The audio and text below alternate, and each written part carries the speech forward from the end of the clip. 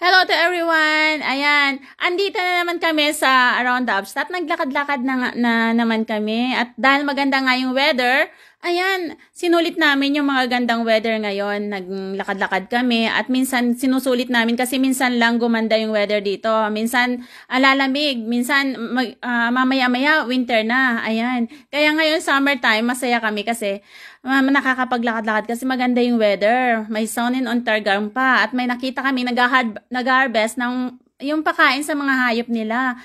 Ayan, may mga alaga silang hayop na pag winter kasi walang grass. Ay ngayon, kahit yan dry inaani nila dito. Pinapakpakain nila yan sa horse siguro. Kasi marami silang horse, marami silang alagang hayop. Ayan. Kaya masisipag sila mag-harvest ng mga, ayan, corn yata yan, yung hindi yata damo. Parang, pwede, sinasama na rin nila yung damo, tapos may corn pa, ayun.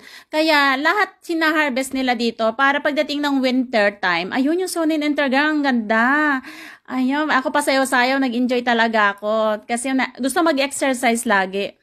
Ay, nagpapapawis ako lagi. Ayan. Kasi masarap yung feelings ko kapag nakakapag-exercise.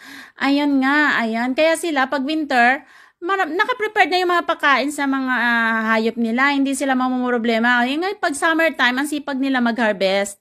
Ayan. Thank you for watching.